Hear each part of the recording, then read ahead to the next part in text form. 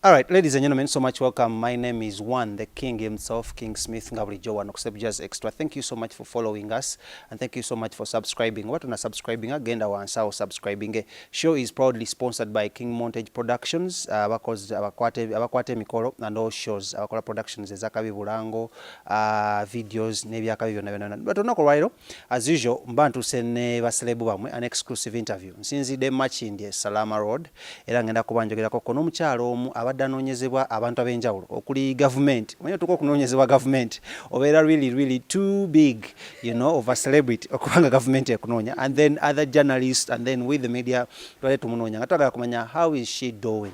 Alabikirako mawulire, she's a fellow journalist agenda kuba tweyanjulira because wenna mwanjula muyinza okugamba ebitiibwa nyinza obutabimalayo, so nyinza okwonona. Hi Momo. Hi. How are you? Wandi how? Ndi byonna fair, fine. Lwaki oli byonna? Simanyi nakumanya. Ndi bulungi kubanga ndi mulamu na testinze negative. Then ndi fair kubanga obulamu mbeera ensinawo girabe engeri gyerimu abantu bali mu kiyongobero.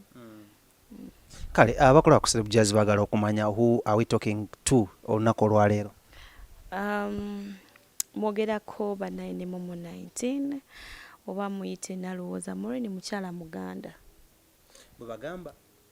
Sibwe bagamba bwe ngambye. Ndi Mukyala Muganda ddala kuva Luweero batukuba amasasi bakuzaalawo. Nange banzala Luweero kasanaawo ku luguudo n'okukkuba. Mama nyabo. Awo tutuuse. Kati tugenda nnyumya Embozzi ey'Luweero amasasi. However much we look young, tujja tuyitayo katuvuuti Luweero kujja Kampala. Nava Luweero nga jjajja wange afudde. I was in P6. Okay. Jjajja wange n'afa. Gwe nali mbeera naye then nzije Kampala. Olojja naani? Wakati twali tubeerawo bangi. Nga omanyi bajjajja babeera n'abaana baabwe kati abaana ne bazaala abaana babasindika mu kyalo. So twali bangi mu kyalo, baganda bange batata ab'enjawulo. So jjajja bwe yafa buli muntu n'amugamba buli muzadde ajja atima omwana we. Buli mbuzi ku nkondo yaayo. So bwentyo we navaayo e Luweero ne nkomawo mu kibuga ne mbeera ensambya. So you started from P6 ng'oli mu kibuga up to what class? No, P6 nali ngimaze. Jjajja wange we yafiira. Nali maze P6 nga ngenda mu P7. So P7 nengisomera mu kibuga awo ku St. Kizito. Eri awo nsambya. Up to what class? Paka P7? Tebaalinako secondary? No, tebaalinako. Yali primary yokka. So nenvaawo nengenda mu secondary. Naye nagenda eyo bayitayo ku highway. Eri Mubende. Makerere highway? Eri nedda. Eri Mubende. N'okikubireeyo? Yeah, nekikubireeyo mpaka senior 3 then nenvaayo nengenda kwa pass. Ndiri awo ensambya awo. Mpaka senior what? Mpaka senior 5. Nenvaawo nengenda ku Janan. Okay, tuyitiddeyo buyitizi omanya abantu negalaga kati ate mukolayo ki? Tuyitiddeyo buyitizi. Omukyala ono mukyala mufumbo, I would assume. Why would you? Because tetunalaba empeta bagikuteekako. However much you're living with someone, so twagala clarifying awo. Owe watubuuze manager. Mubuuze manager. Mubuuze manager Katelo. Naye ng'empeta yote naba. Nenga you're living with him. Abantu agala kumanya ani ono bamanya ndozaga akogera abantu baabwe nza ebimu biwulira mu ŋŋambo nze nyala leero tubuulire. Badanga takimanyi then abatali mu Uganda. Kati ffe tuli online so. Gwosinga abantu abo okubeera aba online okubeera informed. Mama bali informed n'okusinga bw'olowooza. Mukyala Sebunya omu bw'ati. Agwe tumanyi nga Dax Katel omuyeruba nannyini nnywanto. Nakyo kigaseeko. Yenze. So how is it? N'omuyimbi? Okubeera n'omuyimbi? Kiringa kya bulijjo nga ne wonooyagala omuntu owa bulijjo bwe kiri. Tewali kiri special nnyo. No. Momo. Okay, to you what is special? Anti sina muyimbi kati. You should be the one telling us what is special. There's nothing special. Fena tuli bantu. No, tunyumize muko. Okay, how is your day with Dax Katel, like a normal day? A normal day. Oba nkugambe nti simanyi kyakugamba lubeera ng'olwa bulijjo muzukuka yakeera nnyo okunsinga so ndoza ne wonsanze neebasa yakeera nnyo okunsinga nakeera nakolakolako byakoze taagala nnyo kutuula so naye kiba kimwetagisiza okufumba kacaayi asobola okikola breakfast in bed. Yes. But taagala nnyo bintu bya kuba kajjukira akeera. Ni ate omuyimbi okeera nga awayimbi nga okeera si kintu kyabwe. Ye munnanga akeera n'ajoginga mu kaawo then bw'akoma kati nga omanyi oba okedde of course watolina kyakuza kutogera kujoza okuseba nno mbulira bataakutumye kujoginga so bw'aba afunye obudde n'agamba maybe kafumbe kacaayi bw'aba asobodde but it's not a must naye bw'abanga awo awulira maybe ali sobo hatalina kyakukola akafumba wamunne nga tukanywa breakfast in bed. Katologoza okasameka? Ndukasaawa gasatu. Onookola ki? Mpisemuko okunakola bye mutera okukola on a daily basis ne Sebunya ne Dax Katel? Bwe nzuukuka ku makya nga ngenda ku ssimu.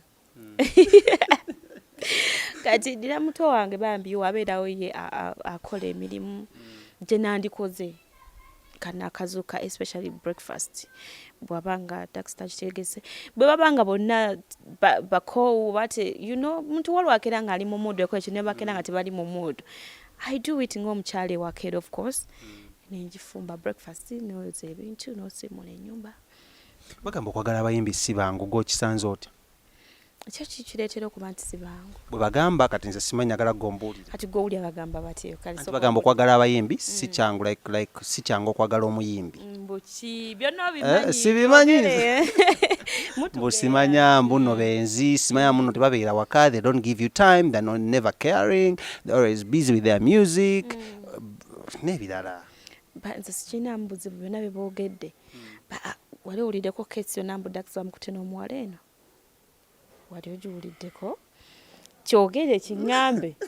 Momo ndeka. Kyogere oba wali okyayeko mu mawulire omanyi kati mwe. Sikiwuliranga kusaako mu mawulire nyinza okuba nekyakonze ng'omuntu naye asaako mu mawulire. Kati nze sikirangako mu mawulire so ojja muwayiriza kukuba ebikonde wano. Naye nga bambi nze ng'omuntu sirina buzibu bwe naamusanzeemu kozi bwe tunadda ku sayidi y'obwenzi n'abatali bayimbi benzi. Nenga basically gotena buzibu bwa musanze. Sirina buzibu bwa musanze musinza gamba nti buno mbobola okuba muyimbi. Togera ku myaka emeka kati ndi mwakamani Dax? 5 years mu tambuza gwa mukaaga. And how has been the journey? Sinna lufuna muziwadde lungi nnyo like sinna kye naalusanze mpulira bagamba obufumbo obuzibu naye nze sinna kye naabusanze. What prompted you okwagala omuyimbi? Questions nga tunatuka by the guys nga kyatulese wano basically kwogera ku health ya Momo na kubanga government wadde munoonya naye yagenze na testing so twaga tumanye biri ku corona naye just tuyitayo covid so that tumanya abatamanyi nnyo Momo inside twaga tubeeko obuuzo butonotono kwa jomba dde mu mubanja nga mwagala omulaba so what prompted you? Sinza kugamba nti kino bakiri wawulyako lembangamba bwe bambuuza ekikunjagaza mbagamba we neesanga. Naawe ate mwena simu abalina ba Sebunya bannange Sebunya bakute wansi ne wagwa kyama ki wabula simanyi nange simanyi ate banjiikiriza abantu abo nze nabasookayo bo nabo ne bagala katulozeeko naye ba Sebunya bonna bakyadde bakoze emikolo gwe abasookayo kyogwe kyogamba nti nno kati ndaba ekyenjawulo ekiri mu kino nti nze nabasookayo but I was still young. Aweddawe nninda awo. Yeah, nabasookayo naye I was young so. You were the Momo 19. Ate saagala otwala ennyo ntwajja gwe omwana akeera ebintu. Otwala speed. But the thing is nali nkyali. Nga tosobola kuvaayo naye nokakasa bantu mbu ebyalava obitegeera. Ne kati bana basigadde nti babingidde already bakulu. okitegeera bamanyi love kyeki bagezesezza bo kati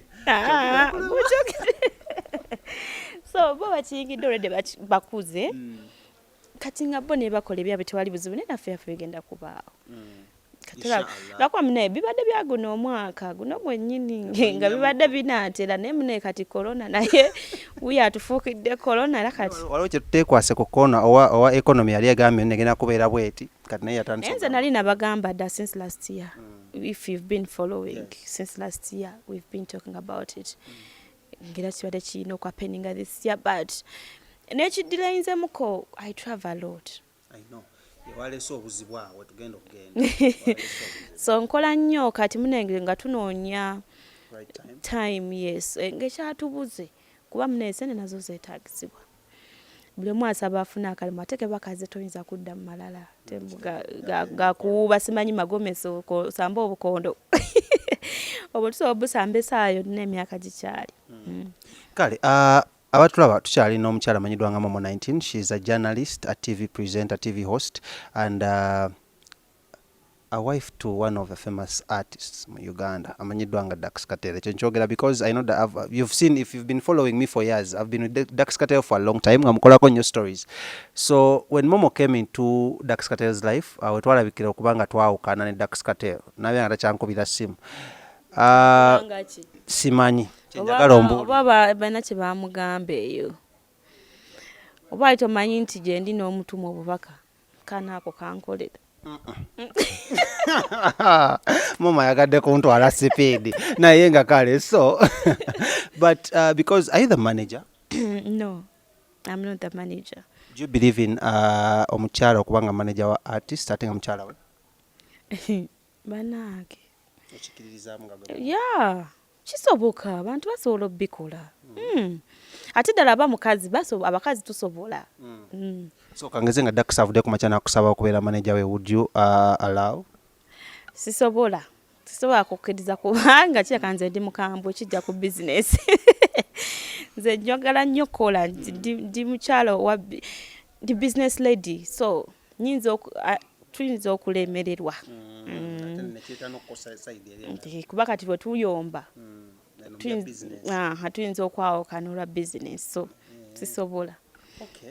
Kale waliwo entalo ezibadde zigenda mu maaso mu bulamu bwa Dax Katel ne manager we wabimanyi manager I think bali bamuyita Eddie. Kati nyinza obutabimanya.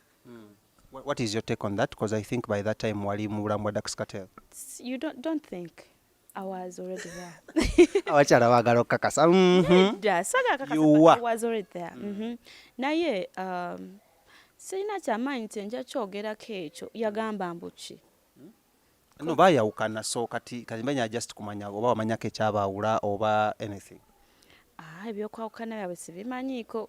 Omanyi nze muntu atapokinga my nose mu bintu by'abalala.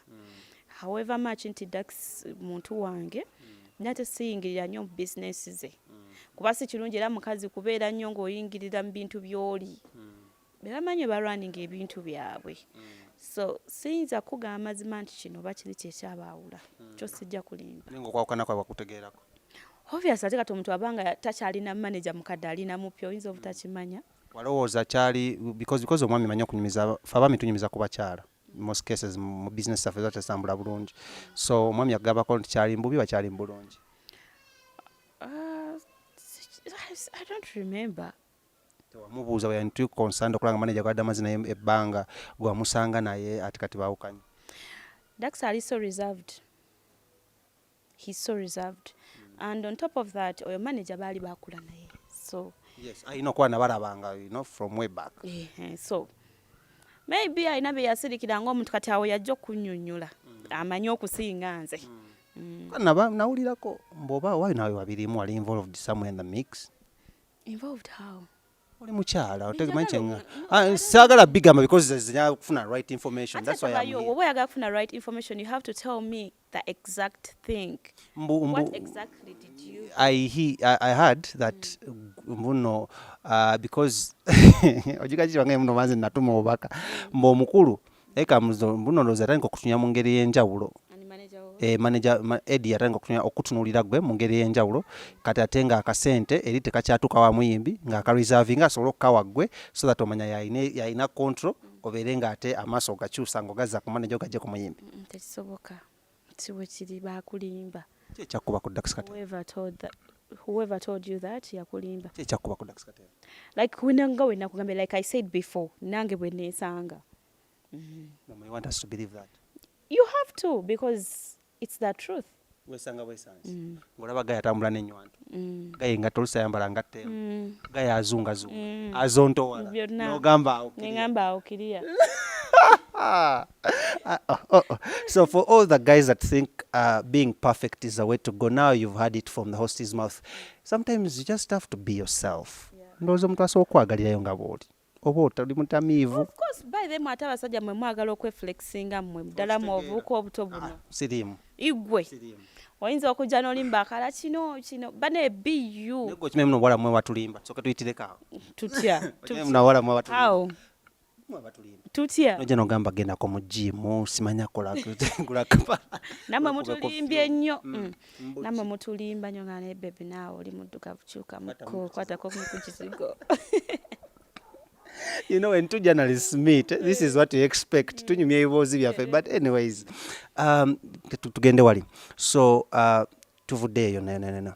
How is your businesses, the other businesses from gye tukumanyidde ku TV? How are they going? At the moment, they are freezing zona. Selena project name, I cannot lie. Because project zona zenkola zit outside Uganda. Kyesinga. So, okiraba nti tetukyasobola kufuluma tetulina nsi gye tukirizibwa gendamu so buli kimu kyayimiridde. Oli musuubuzi oli mutunzi nedda. However abantu boogedde bingi ne bansalako byonna bye baagadde. Ebigambo bye boogera obimanyi babimanyi byonna bye mwogeddemu byonna bye munjogerako mubimanyi. So kino so akikyusa because kintu kyemmanyi kiri kimu nti nze ndi muntu ayogera amazima. Nange nkumanyi kuva ddi ng'okyali ka 19 kati oli mu 20s. Eryo just linnya. Naye nga nkolera kampani eyabadde nzira siri kikyusa. Abantu badenzi wenjoga badenzi bategeera people from Denmark babayita badenzi. So kampani eyo to producing bed nets ne water filters. Asan nyamba ndeteko ka water filter kanga oba kali wanno nandika kulaze today I would like to take this opportunity ndage ku bantu byenko. No, it's okay. What is okay? Okubalaga kubyokola. Yeah. Nandi balaze ku water filter njonjogerako banene we nakaterese sijjukirawo. Kale we are going to take a short break, not a commercial one, just a bumper for Celeb Jazz Extra, then tufuneka water filter, then we come back ne Embozzi ya Momo.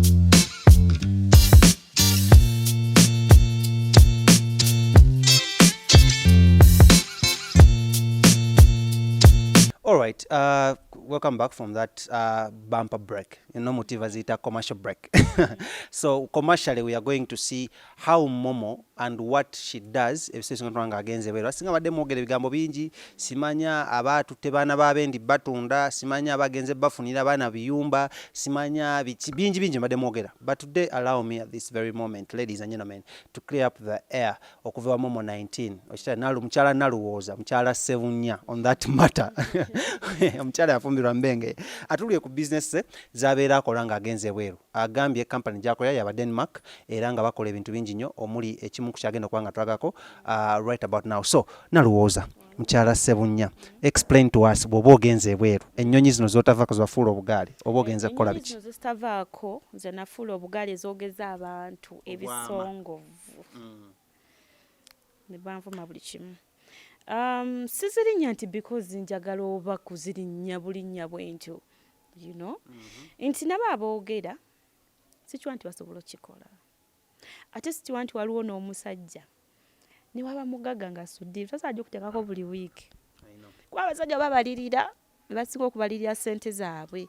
So abantu bave mu palapase bamanye nti ebintu biri real. Eno gye nkute wano mukalaba kano ke ka filter. Omuntu akakozesa nga ddala amazzi kubanga we believe nti omusujja guyita mu mazzi amacaafu.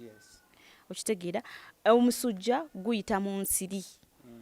So tulina bed nets nga tuzikoze eki tuzitadde mu bulungi nnyo eddagala.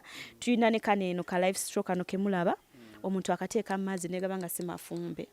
Then nokakozesa nga straw yennyini you can see here. Nokateeka ku mumwa. Nokateeka nosika yes. Katira ddala obuuka ondowooza osobola okulaba obuuka. Removes 99.9 of bacteria and 99% of protozoa. Protozoa ebyo nabisomako mu science so binyonyola naye katugwe tunyonyola. Bireke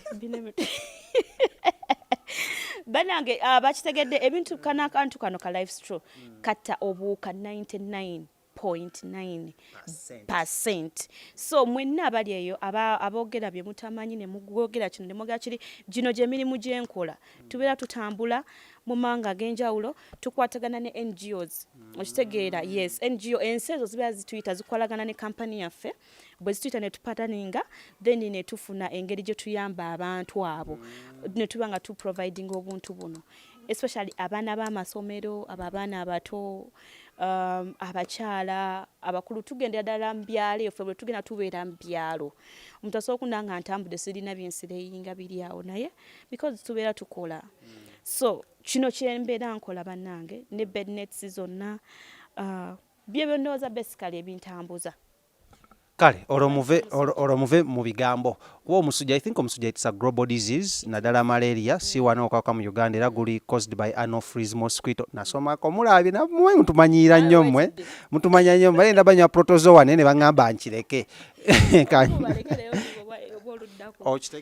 so kati bye byabeera akola ng'otambudde amawanga gano kwe kwavudde obuzibu tugenda kuba ntogerako olunaku olwaleero okutambula amawanga wakomyewo ne bakuteeka ku list y'abantu wasembye okgenda mu ggwanga ki? Nasembye nagenda mu Dubai. Actually it was this was the second time okutambula nga ntambuddeko nga nze obono gamba nti let me go for a short vacation. Bulogenda mu vacations nogenda ne boyfriend ne husband. Kakati munnange nkugambye this is the second time. Second time just okuba nga nze omuntu ogamba nti kantambuleko bino byonna bentambula wano kati ebisigadde we nasooka nagenda South Africa but then nagezaako okulanga nsobola okugenda ne Dax naye kyagaana nti jjukira nkola nnyo kati bane abantu bambalirire nkola wano mu company ne nkola ne ku TV kati osinkomawo ng'obudde nina butono oba okufikisinga kyokka Dax muyimbi weesanga nga alina shows yakwata nedda zesitamanyi nako kati nga bw'onootulamu gundi mu timetable ye temujja kukwatagana oba okitegeera ne maliriza ng'oluusi ntambudde nzekka naye nga ebiseera ebisinga nandyagadde otambula naye kebere Dubai I was meant to go with him but then timetable ye neyange ne bigaana okukwatagana okitegeera kino mugenda kikolera ki ekiriwa ekino ekyokutambula ababiri like timetables okwantezikwatagana because I think you guys need vacations together. True. Okustopinga risks. Ekyo kituufu naye kati vacation yange ne Dax tuba tulina gi planninga nga wakyali ebbanga ddene nnyo yange nga twagatambulanga mu gwamwenda ne muplanninga kati n'ogamba manager kuba kyemmanyi kati wabaawo programs za mu gwamwenda ne muplanninga mutone kati obuzibu bwennina era wano omulimu gubanja nti jjukira projects zaffe zijja oluusi nga temugisuubira okitegeera nti kati osobola kukiteeka ku timetable kumanya nti kati oluusi sobola okumanyayo nemmanya projects nga 3 tingenda kusoma ziwesi nezino naye kati oluusi gwe nolowooza ogenda kubayo ne free time boosi nakkubira nagamba ate olina okgenda eno neeno so kati bikyali bizi naye nga tulifuna time gye bujja kati soke tukole bagamba muno money beats gonza ga akasente weekuba gonzaawo nnyo so I think bana bamaze okukola akasente nga bwatugambye si bigambo byange bana bamaze okukola akasente osanga banaafuna time etambulako bombi nga abaagalana naye wano mu Uganda tubalaba mutera otambula mwenna sikyo Uganda mutera otyo mwerekerako ku shows ate okuvuga okutaako ku mulimu kati ku mulimu aba g'omusanzeewo zino essaawa ate oluusi biba bangenda ku mulimu sometimes banaage bizibu bizibu naye muli kwasaganya omwana w'eruweero eno